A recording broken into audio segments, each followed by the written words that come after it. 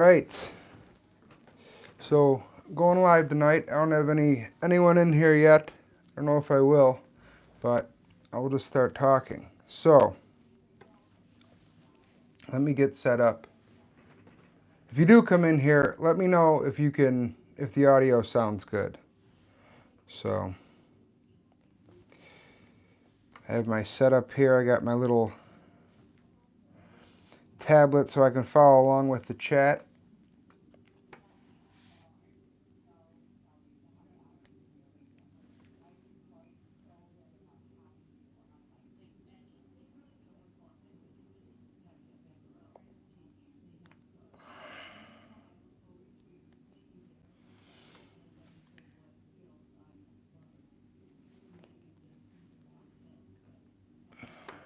Hey, if you're watching this right now, let me know if my microphone sounds good.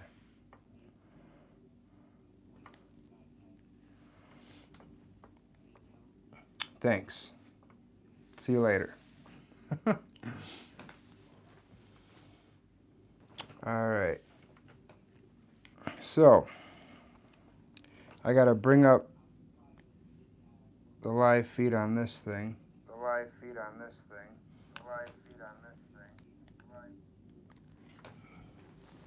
All right. Sounds good. Paku, of course. Of course it's Paku. Who else would be in here? Well, what do you want to talk about, man? There's so much good stuff. UFC 300, the main event. I think if you're holding out hope for it to be a decent main event, then I don't know what to tell you. I don't think it's going to happen. I think if they had I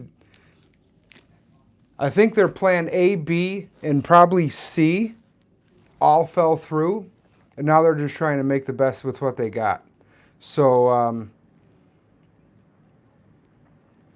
I don't know. People were talking Aspinall versus Poatan. I think Aspinall murks him. I think he takes him down, and it's lights out. He's not going to stand and try and trade with him. I don't even know. I would love, like I said, if I had a magic wand, I would heal John Jones, and I would love Aspinall Jones for the main event. But right now, and to be honest with you, I'm really not that concerned. No matter what they do, even if it is Bilal and Leon, it's still a good card. I mean, it's a good pay-per-view. It's okay. It's not, blow your socks off, which I think everyone kind of wants, They think UFC 300 is going to be like this special event unlike anything else ever, and all they can do is make the best matchups they possibly can with the fighters they have available. I mean, more, Let's see what we have in chat here. Hap says, I think Joe Pyfer is cool, but he's actually insanely scary, and I think would rage on you if you were friends with him. Well, he does seem like he has a little bit of, he's a little unstable, but I guess that's to be expected, if you were brought up the way he was, He definitely seems like he has a little bit of pent-up aggression. But like I said, I mean, can you blame the guy? I feel like Piper, the type of guy... I feel like Piper is the type to be mad nice to you, but if you say one thing that he thinks is out of line, he will beat you to death. That's quite possible. I mean, he is kind of similar to Strickland, right? I mean, they both had the same type of upbringing. I'm going to adjust my camera here a little bit.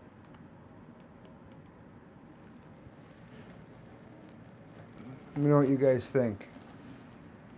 How am I looking? Fucking sexy.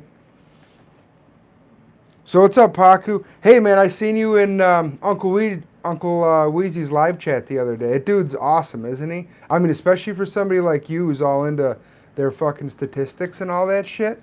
He's fucking That dude goes hard in the paint with all his like analytics and all that shit.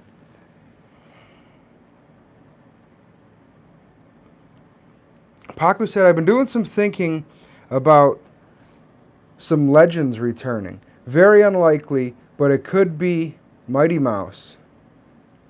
Yeah, Mighty Mouse versus Pantoja. Dude, that would be huge. But that's huge for us because we're hardcore MMA fans.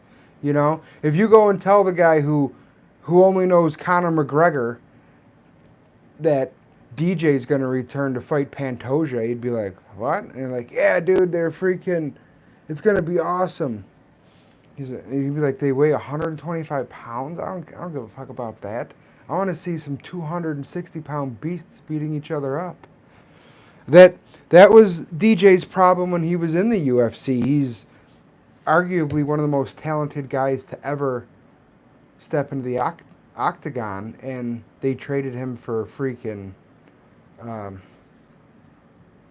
what's his name? Oh, I'm having a brain. You know what I'm talking about, though. But I don't know. You can see him returning. That would be awesome. But I also think that would be more of like a plan D kind of thing for them. I assure you they don't want Demetrius Johnson to headline their UFC 300, you know. He's over at one, and I feel he's more appreciated. You know, that's a promotion that likes their lighter weight classes. I wish, here's something. What happened to Japan? Where are all the Japanese fighters? Like, it went from Pride being possibly bigger than the UFC around like 2000, you know, the early 2000s, to the Yakuza did away with it, or whatever happened. And it's like Japanese people, they were selling out what was it? That Takami Super whatever arena. It wasn't the Tokyo Dome. I forget what they called their huge arena. They would have like 60,000 people there for a fight, and all these like huge MMA fans. And now it's like they don't even have any fighters. Where are all the high-level Japanese fighters? Are they just in different promotions? Sorry if you guys can hear my dog barking in the background.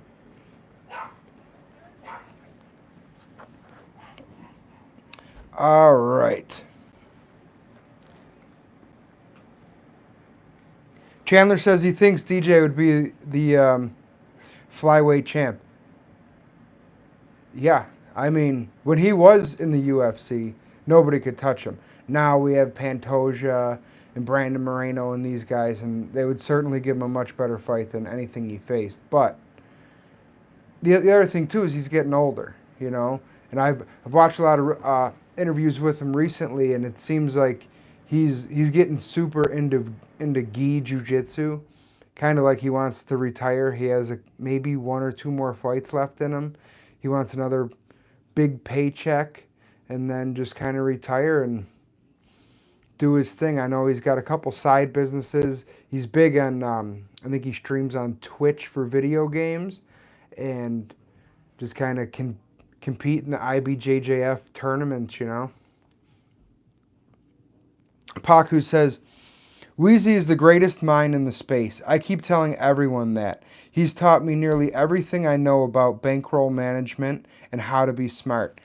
Dude, I love Uncle Wheezy. He is, I ain't gonna lie, I just kind of like follow his picks because I don't get that, like I said, with his spreadsheets and all. If this is something you want to, on the betting side of it, you want to analyze like that, he is a gold mine. You know, the spreadsheets that he makes and sells on his Patreon page, dude, that is like gold. So, but I love the fact that he's also just a cool, down-to-earth guy who gives out so much great information. I watch his lives, I see what he's going with, and I kind of just tail him, and I do okay One thing if I'm not going to make any other bets that week, I'll do his greasy four-legger. I've done that for probably over a year now. Every single card I just put, whatever, 20 to 50 bucks on his greasy four-legger. And they hit. I would say right now, I'm sure he knows the exact stat, but I would say like maybe 1 in every 5 or something like that. And they always have like between plus 600 to plus 800 odds. Paku says, Japanese fighters fight in Ryzen. Still a massive MMA promotion. They are. I'm not a big, not that I follow one, but I will watch, tomorrow I'll watch their card. How is Ryzen huge? It's probably nothing compared to what Pride was, right? I mean, are they anywhere near that level? And also, do they just not have higher weight classes? Do they cap it at 55 and only have 25, 35? Because I don't feel like you're going to get a lot of Japanese heavyweights. Middleweights, I should say. It seems like they're 135ers, and then there'll be one gigantic 260-pound Japanese dude.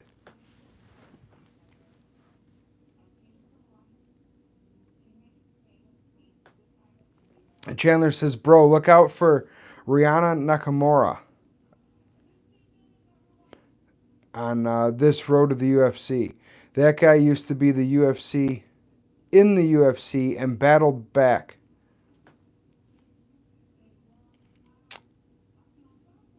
Zedong. Western Mass, he's 100% correct. Like the stream. And if you're not already subscribed, definitely subscribe.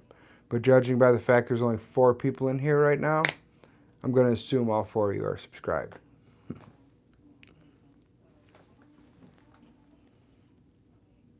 Hap's telling me somebody else to look out for. I'm assuming this is a Japanese guy. I'm not even going to try and pronounce that name.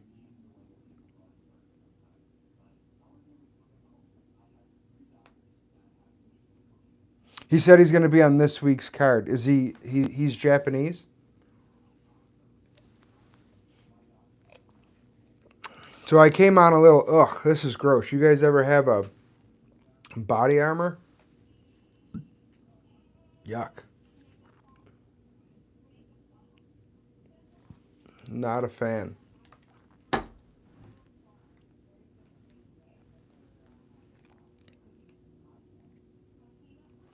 He's an African guy fighting out of Belgium. I'll be, my ass will be firmly planted in the seat watching every single fight, so I know I will see it. What do you guys think? What do you think is going to be the main event for UFC 300? Or are you sick of talking and thinking about it like I am? I don't even care anymore. Just announce Bilal and Leon and let's all move on with our lives, or whatever you got to do. We have so many amazing fights coming up on 298, 99, and 300 that I really don't care if it's not Brock Lesnar. And even if it was Brock Lesnar, I wouldn't even want, I could care less. Everyone wants Conor McGregor to come back. Why? The guy's past his prime. Who gives a shit? I couldn't care less about Conor McGregor. DDP and Izzy. I go with that. The biggest thing is if DDP is going to be ready to fight. What was Israel Adesanya injured? Or is he just healing up, taking some time off and getting his shit together? Or does he have an actual injury? I don't think he tore his ACL or anything like that, did he? Paku, yeah, Ronda versus Nunez. You know how much I love women's MMA. Nothing would get me fired up than and slightly over the hill Nunez and a completely washed Ronda. Yeah. Let's go. I'm so excited for Max Holloway versus Justin Gaethje. I can't even tell you. I want so bad for Max to win. Or even just to put up a good fight. So bad. What are you guys looking forward to most on this upcoming card other than Joe Pyfer? To be honest with you, I haven't done that much work on this card, dude. I've been like so busy with just my regular life, working out, and then trying to, do this shit. I haven't been able to just like dive deep into this upcoming card. I've been thinking about videos I'm going to make and really, Paku says he's picking Max if that makes me feel better. And yeah, you have no bias. Man, I'm super biased and I'm not even picking Max. And if somebody who's as well researched as you, that makes me feel much better. Much better.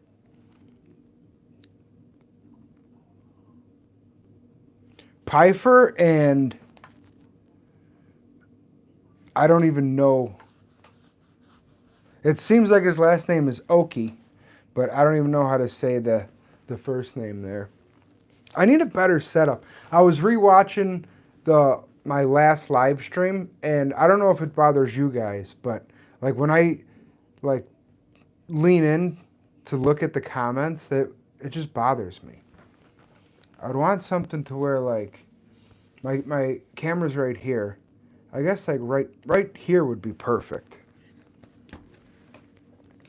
I don't know. Let me see if this works better. All right. I don't know, guys. I guess I should have prepared a little more for this. I just wanted to come on at a time where I know AJ's going to be going live tonight, and then he does his member stream, and I know I couldn't stay up past the member stream, so I wanted to come on a little sooner, but Hap says if you have a phone near you, look up. That's the other thing. That's my other issue right now. I use my phone to record, and then I bought a tablet so I could read the chat, and now I have no other device to like look shit up. You know?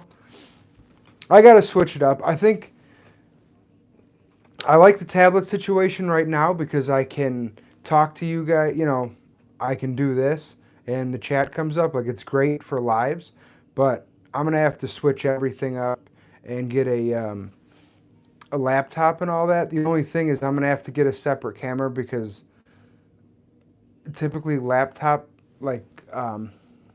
webcams are garbage, especially even the front-facing camera on an iPhone blows it out of the water probably, so I'd have to see. But yeah, I should have made like a list of shit to talk about before I came on here. It seemed like a good time. I didn't have anything going on after work. He was on the Contender Series. He beat the Glory Kickboxing Dylan Salvador by first round liver shot. Paku says, I think Max's chin is actually invincible. So then if Max doesn't get KO'd, what's the outcome? Max is faster, more technical, better from range, and in the red zone. Oh, yeah, he has... I agree 100% with everything you said, except I'm worried about Max's chin. I mean, up to this point, it's been absolute granite, but Justin hits harder probably than anybody he's ever fought, including Volkanovski, and he's getting older, and he gets hit. He is an elusive fighter. He's a great boxer, but he also takes one to give one. And give 1, 2, or 3. And I'm worried that if he tries to do that with Justin, he's going to get laid out. I don't know, like, naturally. He's had plenty of time to prepare, so it'll be interesting to see how much bigger Justin naturally is than him, because Max cuts a lot of weight to make 145, you know, so his chin may also be better not having to cut that weight. So, you know, that might give him not, I wouldn't call it an advantage, but that is going to play into his favor. Chandler says, I see Paku's point, but to be honest, I'm picking Gaethje. I'm picking him by split decision. Hey, I am a huge Max fanboy, and even I'm picking Gaethje. So don't feel bad. I see Max slamming body kicks into Justin. Just when Justin covers up, he will fire multiple punch flurries, and I think he will be more defensive. Justin has to fight smart. If we get the old Justin who just goes out there and, you know, looking to either knock the guy out or get knocked out, I think he will get knocked out. You know, I think Max will accumulate damage to the point where Justin can't take it. Like, I mean, prime example against Cater, he just, you know, well, I think it was like 400 significant strikes or something like that. But Max is smart. Stay on the outside, you know. Use your footwork. Don't get into a firefight with Justin Gaethje. Avoid the head kick and just keep landing. Keep landing. It's a 5-round fight, so, you know, he's got 25 minutes to work his magic. I'm just so anticipating this fight so much.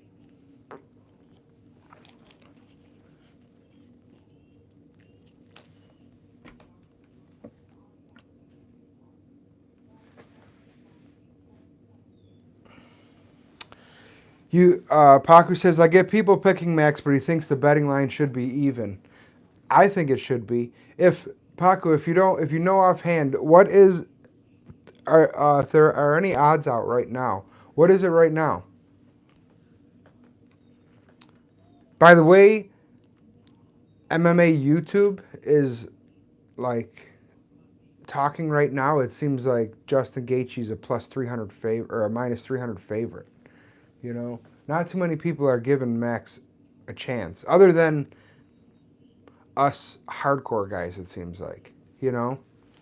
And I shouldn't even say that, because if you're in MMA media, you're a hardcore, you follow the sport closely, but it just seems like MMA media is writing him off, you know.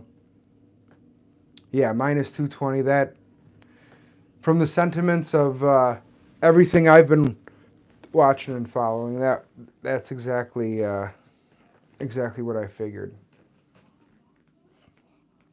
Now's the time to go put some money on Max. Imagine this. Volk beats Ilya to a pulp. He is screaming, "Respect me," in the 5th round. He takes Ilya down and spanks him till the bell. I don't think that's going to happen. I think Ilya, I think we went over this last time, but I'm giving Ilya like a 51% chance of winning that fight. He could be the answer. He could be who Volk was when Volk got his first shot at the belt, you know?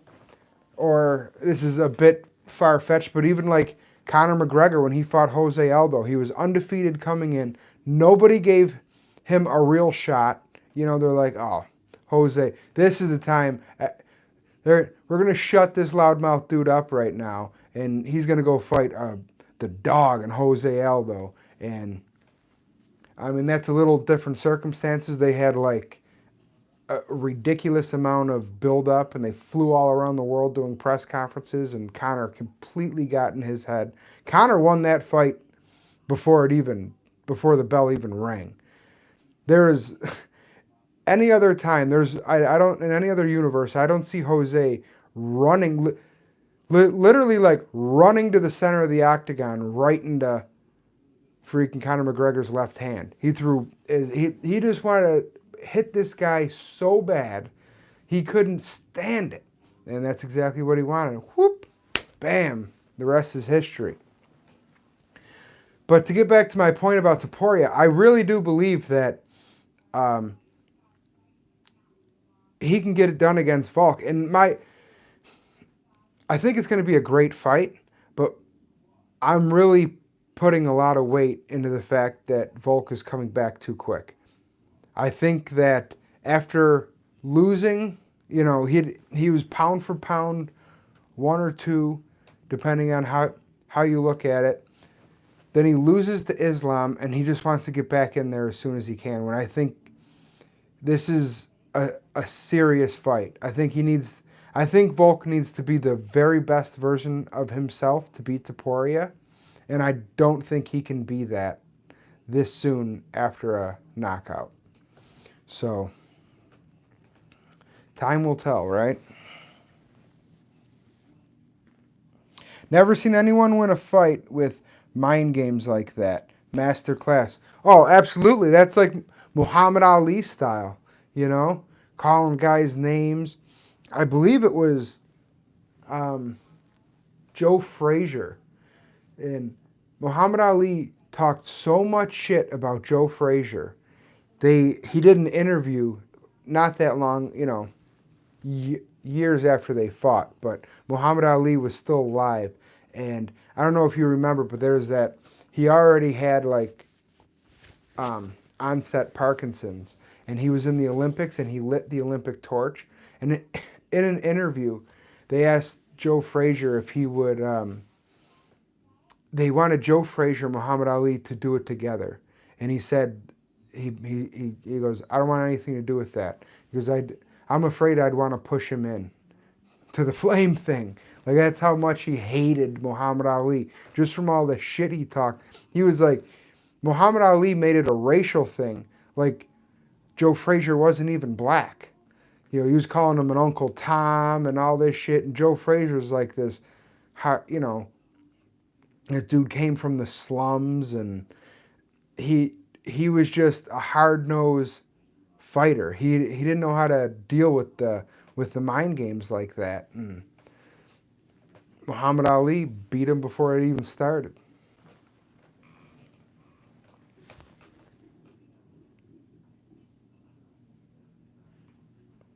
Wow. Paku says if it means anything, he'll have 4 figures on Volk. How do you enjoy watching the fights with that much money on the line? I couldn't enjoy it. When New York first allowed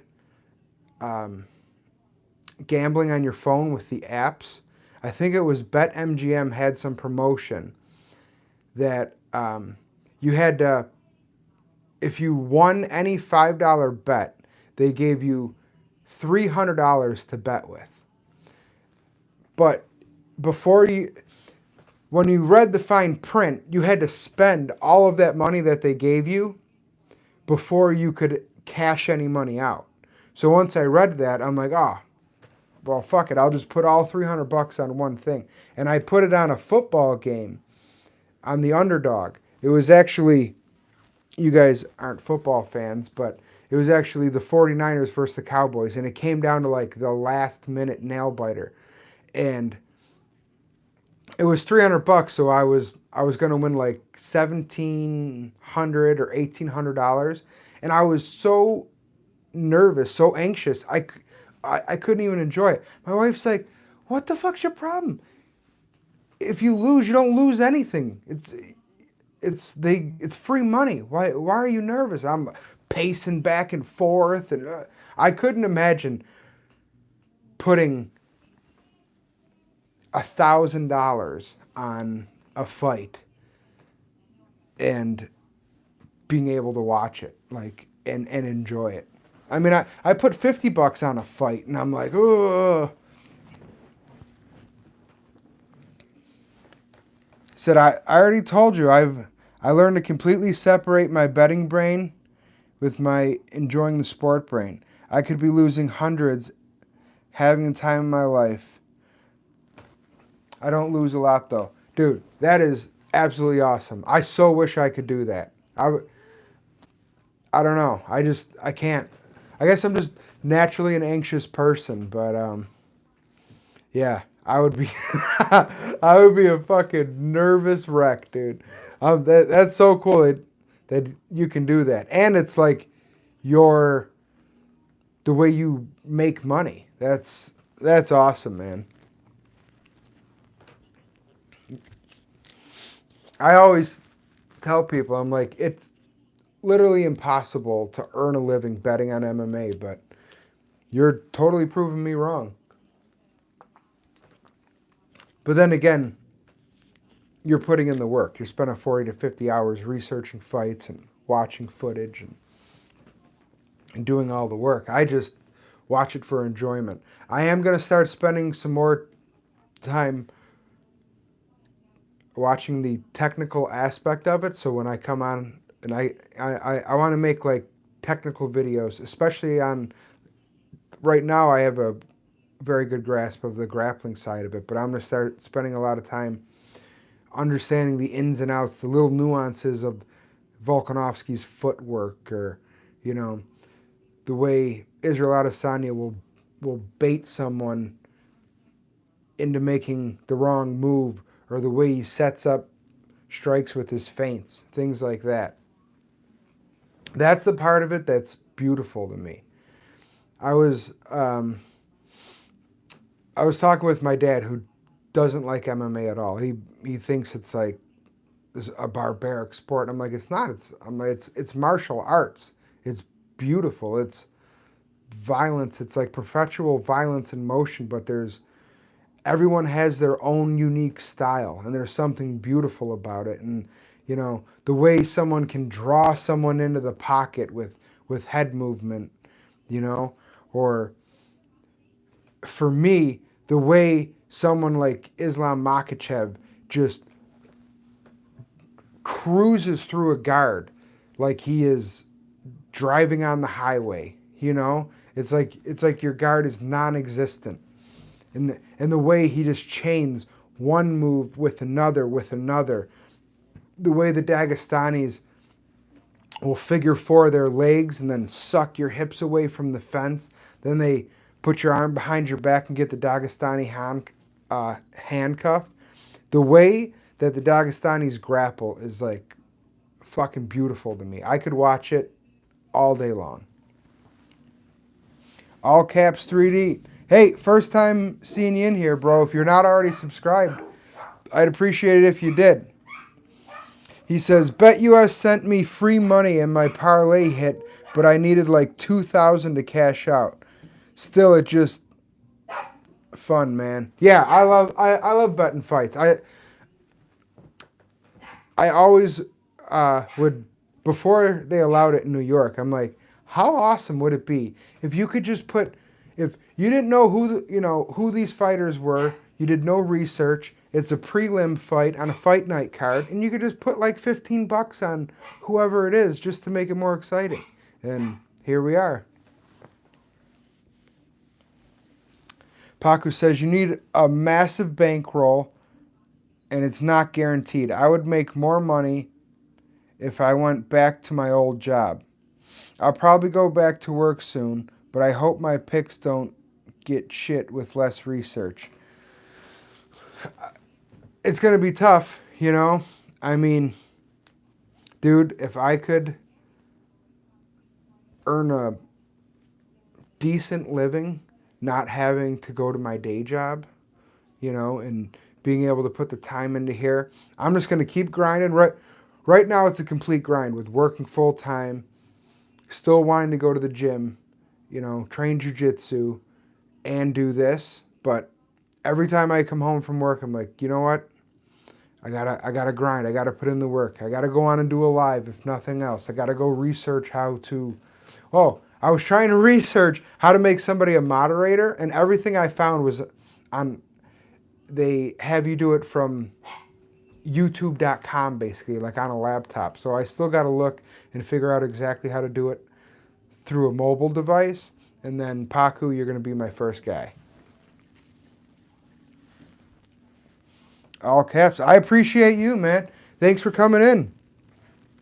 Like I said, we got nothing too serious today. We're just bullshit. Whatever you guys want to talk about, we'll ramble about it. I was going over some fight ideas with, or some video ideas with my cousin. He was he's like, oh, it's February, Black History Month. You should do like a top 5 most influential black fighters in MMA. I'm like, I don't know. I don't know if I want to go that route. But then he brought up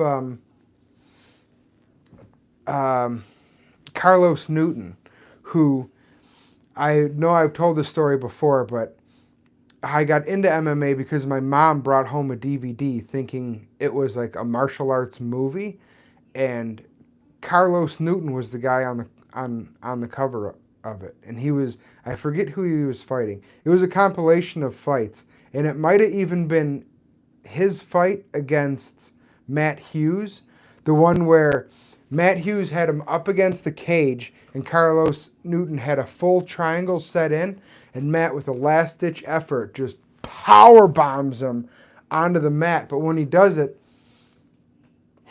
he knocks himself out. No. He power bombs Carlos Newton, but he was also going out from the choke. So they hit the mat and they're both out. But the way they land, Matt Hughes kind of like sits up in a daze.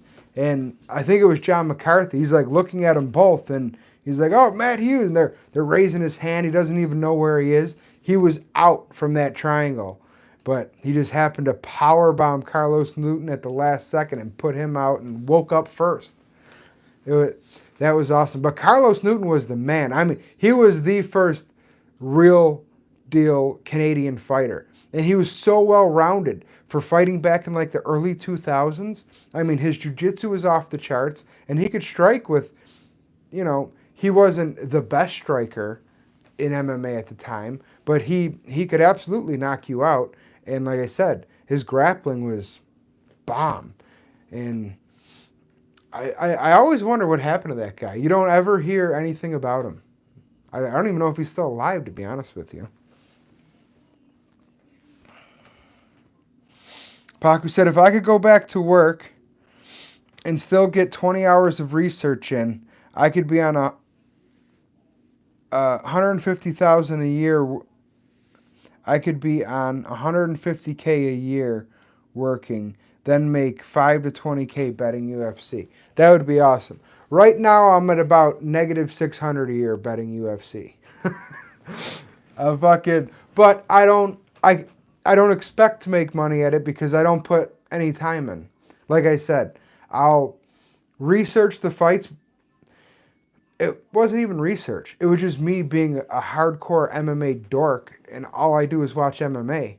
So I'm like, I might as well, I have these super in-depth opinions, and I can't share them with anybody because other than I have one cousin who I watch fights with, and he's like, super into it like we are, so he knows all the ins and outs. But other than him, I can't go to work and talk about it like guys do with football and shit. I'm like, I might as well start a YouTube, But dude, if you could make $5 to $20K a year betting fights, you figure it's a part-time job and you're making, on the high end, $20,000 a year, but it's something you love.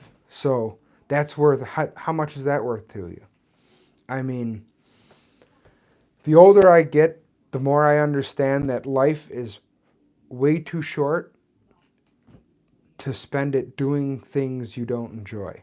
Right now, my responsibility outweighs my ability to say fuck it and just quit my job and try to do YouTube full time, or, see if I can get paid teaching a beginner's class in jiu-jitsu or some shit like that. But once I get my responsibilities financially and otherwise to a level where I can say fuck it, I think for one, I'll enjoy my job more because I don't need it. It's like guys who are about to retire in a year or two, they kind of don't give a fuck. But I don't want to spend my time doing something I don't care about. I want to spend my time doing shit that I want to do my very best at because it's something I love. And I'm fortunate enough to live in a country where that's a possibility, so I might as well take advantage of it. And that's fucking awesome of you. You already are. You're ahead of the game. If you don't mind me asking, how old are you, Paku? I love how Uncle Weezy says your name too. I don't know how he says it, and I don't know how to say it, but I know he says it wrong. I'm 26. Fuck yeah, dude. I got a whole decade on you, bro. And you're like way ahead of me. To be honest with you, at 26, I was a complete fuck up. And actually, today is my 8-year anniversary of fucking getting clean and not being a fuck up anymore. Yeah, today's my 8-year anniversary. I remembered this morning and I completely forgot until right now. Yeah, at 26, dude, I wasn't a complete piece of shit, but I was pretty close. Pretty close. I mean, I handled my business, but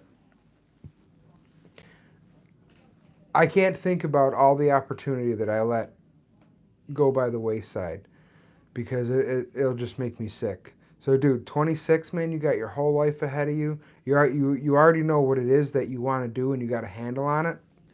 Fuck yeah, bro. Get after it.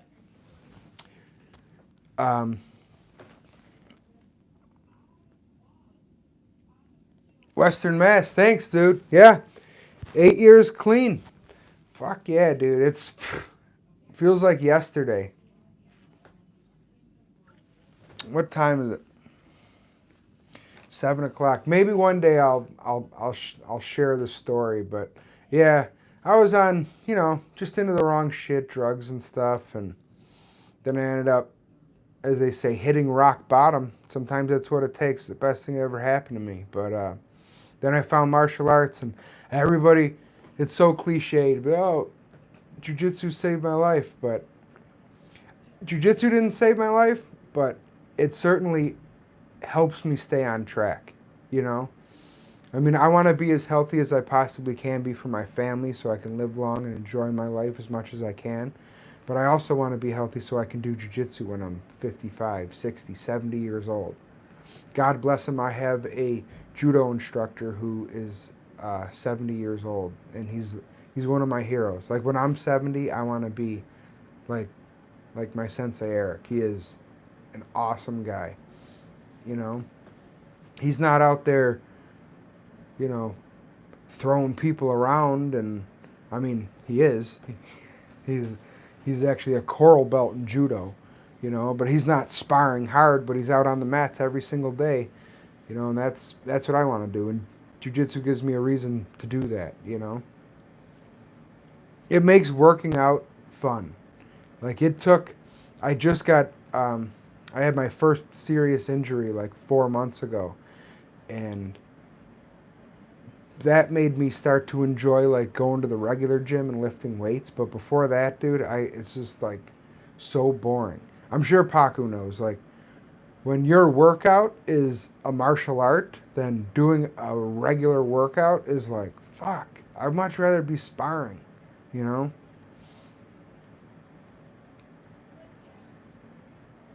But Paku says, MMA literally saved my life. Got me away from drugs, alcohol, and partying.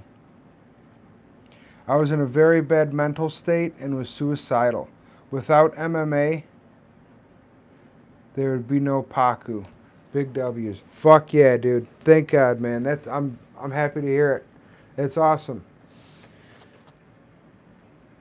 You don't know how helpful it is to have you guys like Paku, Western, basically everyone who's in the chat right now, listening to this amateur ass live, because like showing me this, if it wasn't for the 3 of you or 4 of you, however many there are right now, I would have no reason to come on here, and that keeps me going. So I'm so grateful that MMA saved your life, so you could help me out right now.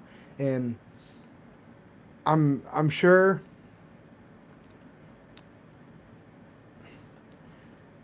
not to get too far down a rabbit hole, but I do believe everything happens for a reason, and you have a bigger purpose. So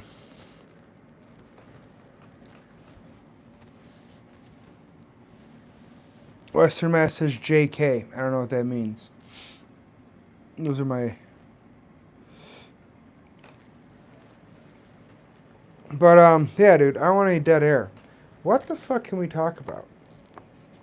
You guys ever go back and watch any old fights like Pride and shit? I remember during COVID, I was like starving for MMA because it was only out for like a week. But I went back and I went through like the whole Pride library. And every Saturday when I would normally be watching the UFC, I put on like, they named all their events. So I would put on Pride, whatever it was. Total Knockouts, or whatever the fuck they called it. That's some good stuff. It's really interesting to see how far the sport has come in such a long, or how far it's come in such a short period of time. If you go back and watch, American football from 2005, it'd be like watching a game today. But go back and watch a fight from 2005 and you're like, these guys were the champs? Like, it's so sloppy. And back then, unless it was like Fedor Emelianenko, he really stood out above the crowd. Watching Fedor back in 2004 was like, it's like watching a heavyweight today. Paku said, damaged people like us have the best personalities, though. Fuck yeah, dude. It's character, man. If you've never been through no shit, no one, you don't got no character. It's like, I don't even know what to compare it to. Like patina. I just made a comment. Elvis, my dog, wants to know my favorite snack. Right now, I've been fucking getting down with, I'll put cream cheese on a fucking cracker and I have hot pepper jelly. Dude, I do intermittent fasting, but when it's my eating window, I will fucking hose down some cream cheese cracker with hot pepper jelly. Dude, I fucking horse them down. I ate like half a brick of cream cheese yesterday. Western Mass says, been a long time since I watched some old fights. Long time ago, I was 18, living in a huge apartment that used to be a theater. We had old Pride and UFC DVDs. Fuck yeah. Hey, if you don't, how old are you, Western Mass? You guys want to see my dog? I think he wants to come on the camera. He wants to go live.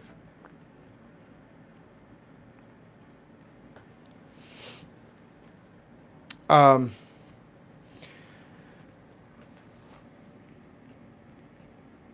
nice. I've now that you mention it, I think you did say that before. Fuck. What are you? Oh, here he is. Go see Papa.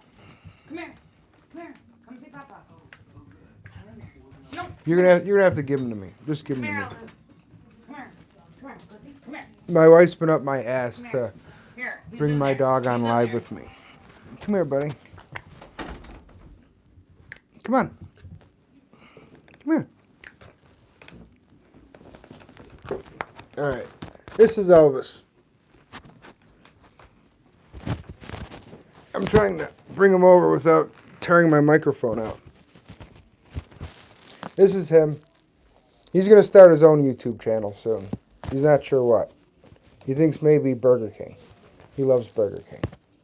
So, you guys keep your eyes peeled for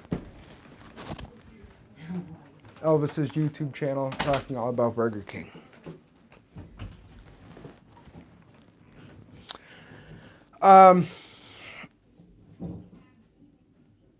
What else? Like I said, I am completely unprepared for this one.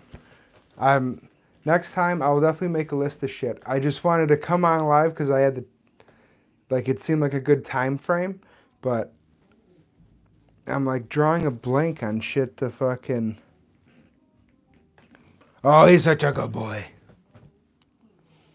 He's actually, I have two dogs. I have him He's like a Chihuahua Rat Terrier mix, and my wife picked him out. And then I have this other rescue who's like the most generic ass looking dog you've ever seen. He doesn't look like any particular breed. He just looks like a generic dog, like a regular dog. But he is the sweetest, like most gentle dog ever. When he was like 18 months old, 2 months old, my wife opened the back door and she's like, "Oh my God, Gunnar has a rabbit." I'm like, "He killed a rabbit? He's such a wimp." So I opened the back door. I'm like, "Gunnar." And he gently put the rabbit down. He didn't hurt it at all. He just picked it up. And he gently put the rabbit down and came inside. Elvis, the other one, who's like, I don't know, 17 pounds. Dude, he kills like a... He killed a possum bigger than him. He got a rabbit the other week. Dude's a murderer. Straight murderer. It'll be Elvis, MMA, and Burger King. He loves their onion rings.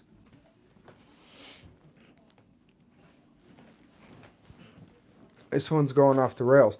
AJ has a dog that comes in sometimes, but he never fucking... He won't show him. I think he tried to, but his ass was too big or something to pick up. Which I could understand. I couldn't pick Gunnar up. He's like 60 pounds. I mean, I can't pick him up, but to bring him over here and show you guys, he'd fucking wipe everything out. He's such a sweet boy. You guys, dog people, you have pets? I was thinking about this the other day. We were talking about it. When I was born, my parents had a dog, and I moved out of the house when I was 18, and I got my dog 1 week later. And since then, I've never not... So for over 36 years, there's only been 1 week of my entire life I didn't have a dog. He says, Paku says, "I like big dogs. I have 2 dogs." Oh, I'm sorry to hear that, man. Yeah, I'm a big dog person myself. I love pit bulls. The first dog ever that was mine that I got when I was 18, he was a pit bull. I actually found him. I worked for a property management company cleaning out apartments, and they were, I imagine they were like fighting them or something. But we went into the house, and the mama was in there, and she was like barely alive. And she had a whole litter of puppies, and we called animal control, and I took one of them. He was the best boy ever. His name was Kilo, and he lived to be 13 years old, and I had him through, all the bullshit, all the shitty, living in the hood, all that.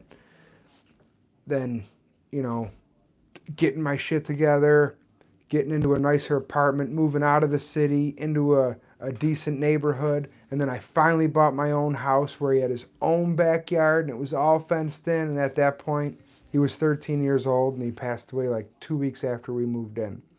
But when he passed away, he was blind, and he was blind for like the last 3 or 4 years of his life. And he loved playing fetch. When he was a puppy, I was at the park, and there was a guy playing fetch with his lab. And I asked him how he trained his dog to play fetch. And he told me, he was like, "Oh, labs just do it natural. That dog, he's a pit bull. He'll never play fetch." And I was like, whatever, dude, fuck you. So I put a lot of time and effort into teaching this dog how to play fetch, and he was obsessed with tennis balls. Specifically Wilson tennis balls. He could bite it once and tell the difference. If it was like a cheap dollar store tennis ball, he'd like bite it once and then just drop it. Or he would like rip it apart instantly. If it was a Wilson, he'd like bite it a few times and carry it around, and that was his ball. Anyway, after he went blind, we lived next to this big field with a hill that went down to a creek. And I would take this ball launcher and I would crank the tennis ball I would throw it as far and as hard as I absolutely could. And he was blind. So I would bounce the ball on the ground so he could hear it. And then he would like stop and like look over in my direction, and he would listen. And I would throw the ball, and then he would listen, hear the ball hit, and then he would take off running and just run in circles sniffing until he found the ball, and then he would bring it back up to the top. And when he was getting older, it was getting harder for him to like hear the ball hit, so it was getting tough. And then the last time I threw the ball down into the field, and it was an overgrown field. You'd have to be a dog to find the ball, like a person. So I throw the ball down in the field, and he's circling and circling, and he can't find the ball. And he like runs up back to the hill, and I'm like, come on, we got to go in. And he refused to come in. I'm like, what the fuck? He was like, it was so important to him. I don't know what was going through his dog head, but he wanted so bad to bring me the ball back. Like, he was acting like he did something wrong. So I went down there and looked, and I couldn't find it. So finally I had to physically carry him back to the house.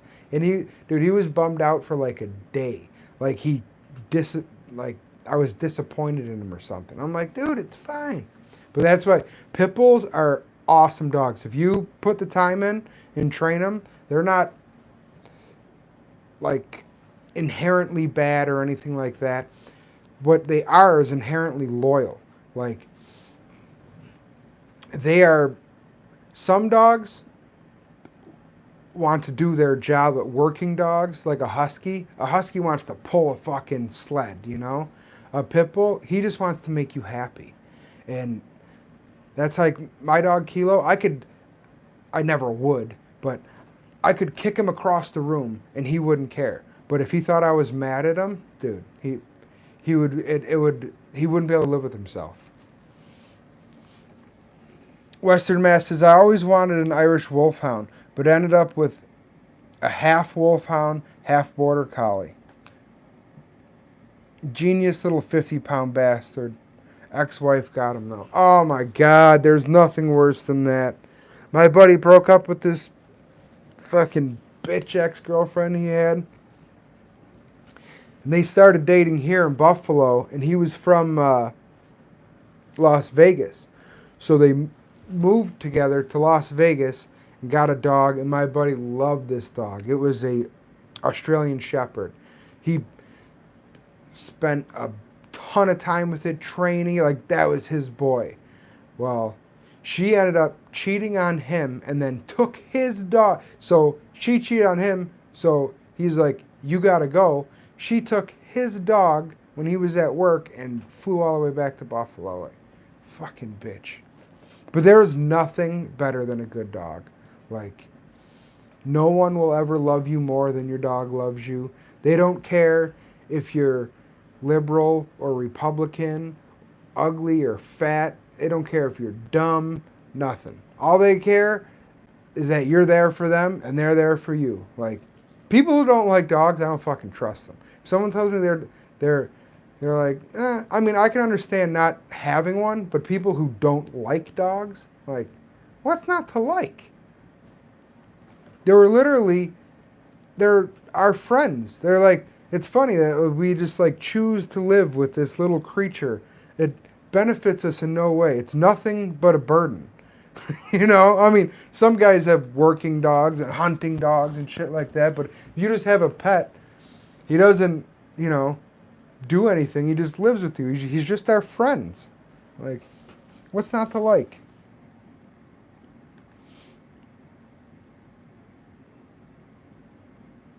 Paku says he really likes collies. I'll probably never own like a purebred dog, just because we've always had rescues. My whole life, when I was a kid, my parents already had a dog. That was whatever Lassie was, some kind of collie. But and then when I was like 10 years old, we bought a dog from this like junkyard, basically. It was like this trailer out in the country that had all this garbage around it, and they had a sign, free puppies. So we stopped, and they were just giving them away. My dad gave the guy $5, and we got that dog. He looked like a lab, but he was like the shape of a wiener dog. And then, like I said, I found my pit bull. Both our dogs now, Elvis, the one you've seen, and the dog I was telling you about, Gunner, they're both rescues. So, other than maybe if I wanted to get a pit bull from like a reputable breeder, I might buy a pit bull, but I wouldn't ever I mean, there's nothing wrong with it. I just personally wouldn't buy like a purebred German Shepherd, or I don't have any attachment to like a particular breed or anything.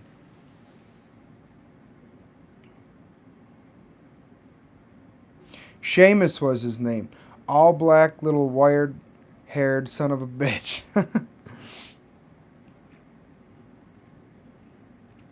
Western Mass says, if you say I'm more of a cat person, then I'm mentally checked out of the conversation. Dude, 1,000%. I can understand having a cat because they're good for, keeping mice away and shit like that. But if you prefer to have a cat over a dog as a companion, what are you, a fucking serial killer? First of all, if you died, that cat would fucking eat you. Right? That cat doesn't love you. He just tolerates you because you feed him. Like Elvis, I don't know. If I died, Elvis might eat me. But he'd feel bad about it. Gunner, no way. Dude, Gunner is like, he's just a sweet boy. He would never fucking,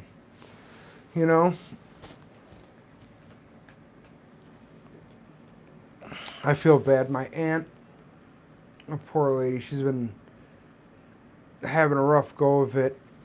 I might have mentioned it before, but my mom passed away, who was her best friend. It's just a few months ago, and then she had to put her dog down yesterday, and there's nothing, man. It's so hard.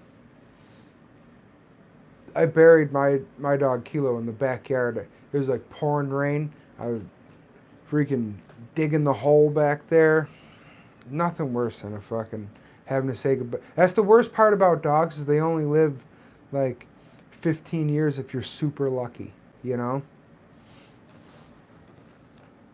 Paku said, cat would start eating you when you were still alive. Yeah, if you didn't move, if you just fucking stay in the same place long enough, he'd start nibbling on your ass. Those little savages.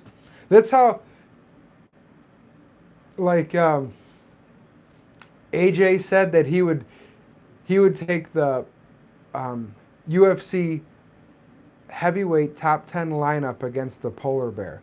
Like, dude, a fucking 15-pound house cat would fuck you up. You know what a polar bear would do? Like, think about it. How many house cats do you think would take to kill a human being?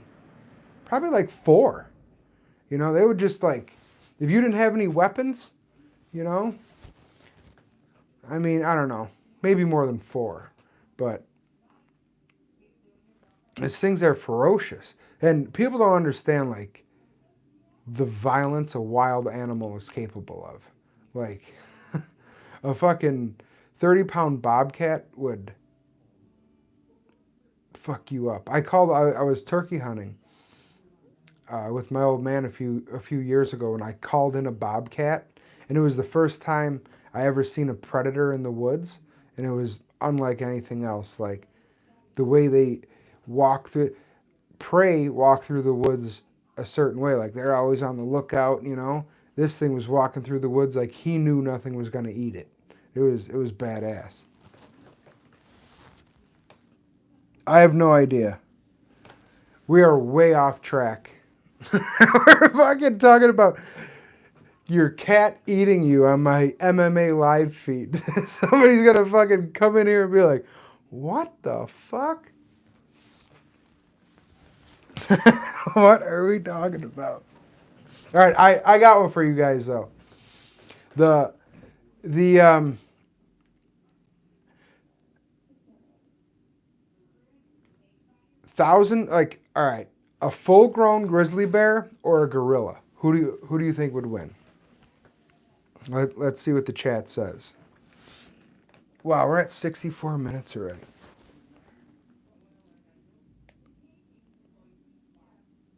Yeah, we're not even like, we're way past derailed. Depends on the environment. All right, Western Mass. Because there's a right answer. Okay, yes. I just wanted Western Mass to get a chance to fucking Grizzly 1,000%. So, are you guys familiar with John Danaher? He's actually GSP's former coach, along with Faraz Sahabi. But he's a famous jiu-jitsu instructor now. He's Gordon Ryan's head coach, who's like the Michael Jordan of jiu-jitsu, so to speak. Anyway, this dude is a living, like, supervillain. If you don't know who he is a former philosophy professor from Columbia University, who's probably a literal genius. And then long story short, he walked into Renzo Gracie's Jiu-Jitsu Academy. So at 28 years old, he fell in love with Jiu-Jitsu, left Columbia University, which is an Ivy League school, to fucking devote himself to Jiu-Jitsu and then MMA and combat sports. So he is like a literal supervillain of hand-to-hand unarmed combat. And he was on Lex Friedman's podcast, and he broke this debate down so well.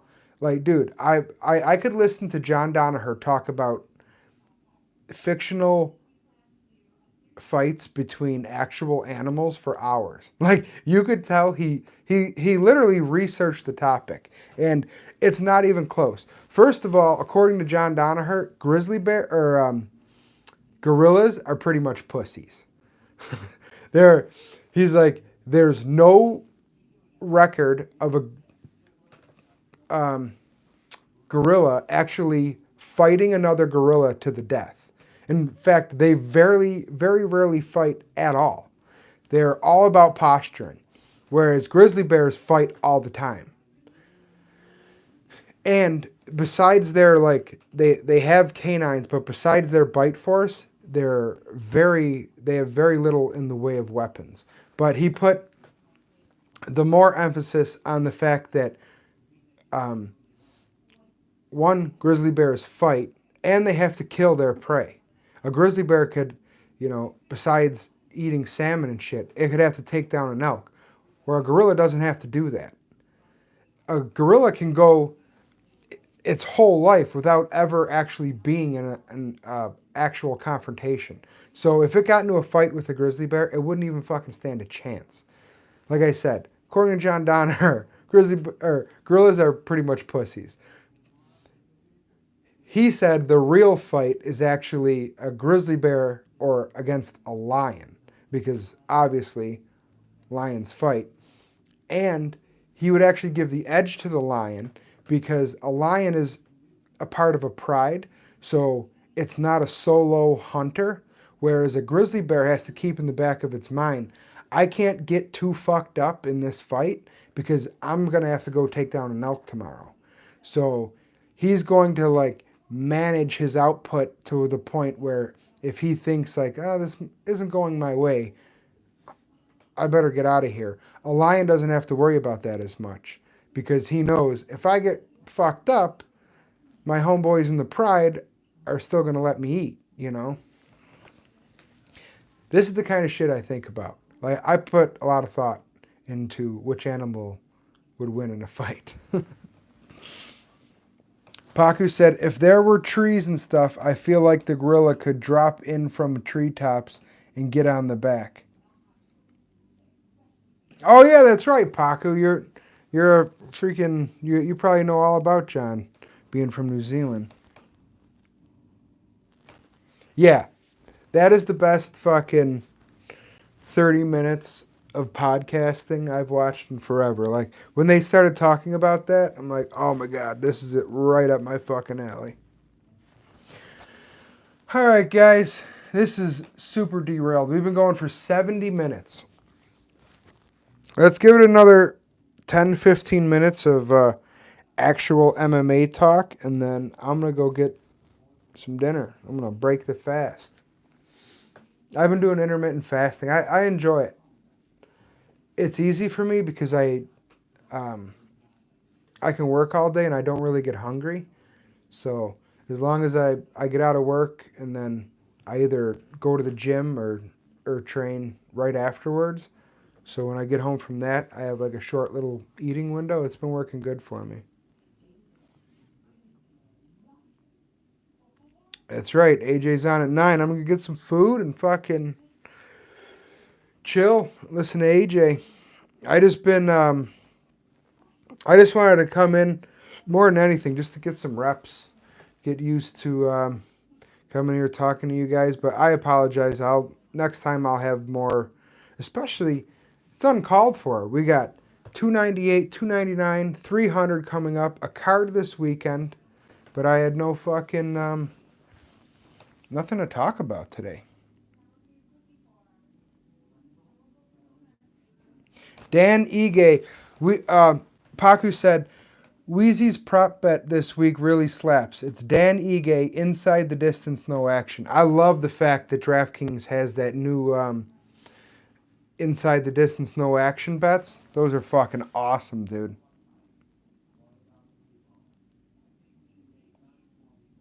Oh yeah, that's right. Dude, that fucking J-Mac is always like beef, like arguing with people.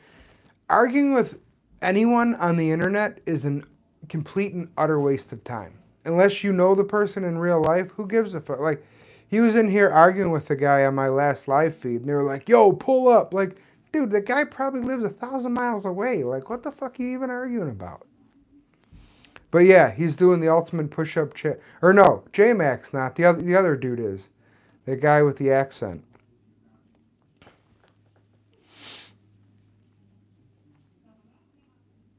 I love Uncle Weezy's breakdowns, man. His I'm gonna I gotta rewatch his video from last night. I put it on and then I fell asleep listening to him. But he is. I agree, Paku. He's so underrated. Like, if you don't follow his stuff, you're really missing out. The amount of effort he puts in.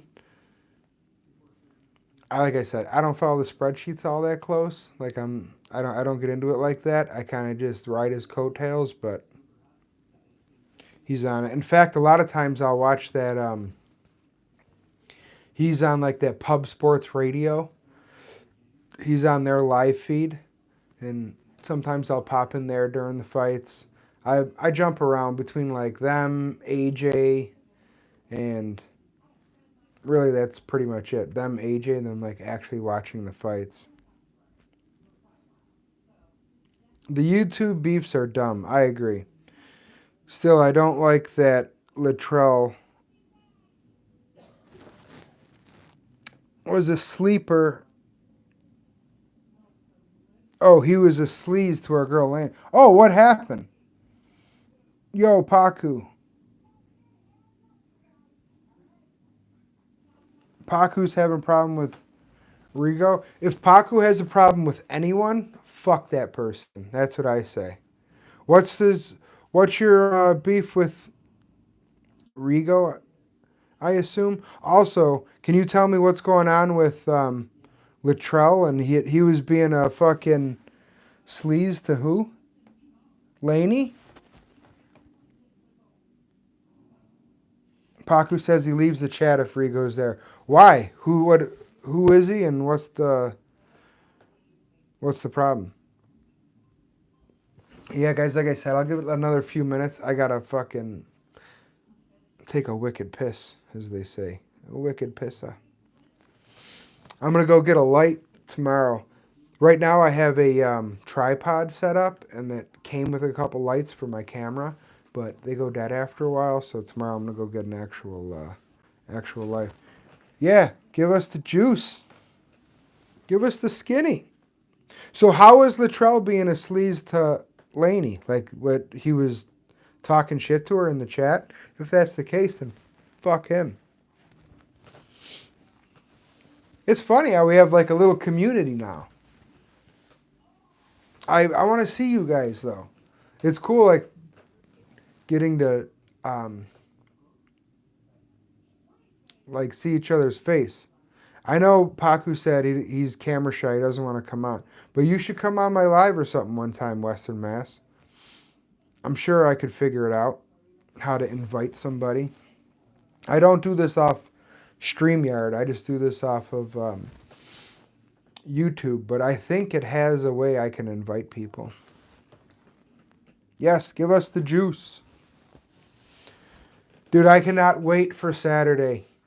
Fucking, that is my happy place. There's nothing better, no better feeling than like getting your workout in, being done with it, getting home, and it's just in time for me, a 4 o'clock fight card to start. And you're like, oh, dude, this is perfect. Rip a little fucking, little something, something, a little smoky smoke, and put in a dip. Watch the fights with like a Monster energy drink. It's my fucking happy place, dude. Saturday night. He said, Latrell has always been a weirdo to Laney, and I'm the only one that sticks up for her. Then he wins the push-up thing and everyone forgets. Well, fuck that. I'm not going to forget. And then Paku said, he's not a bad dude. He's just weird to women. That's weird that you say that. Well, I got to be careful what I say, but I know people like that in my personal life.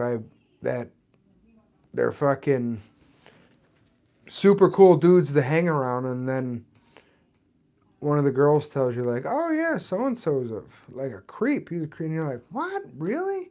And then you hear it from a couple other people. I guess some guys are just fucking creeps. But, all right, boys. Well, I think I'm going to call it. I got to hit the head, get some food.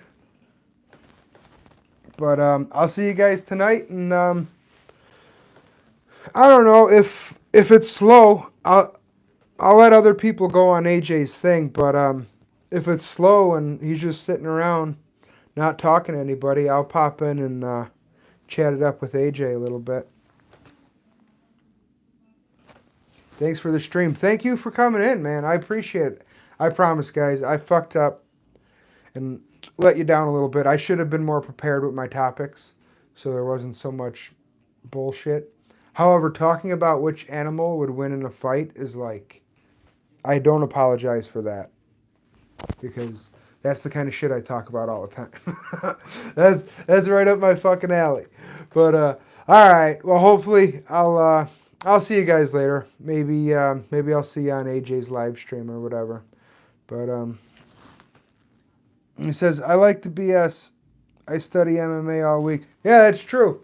Well, good. Then you can come in here. I'll fucking bullshit with you as long as you want. All right, guys. I'll see you in like an hour or so. All right. Go Bills.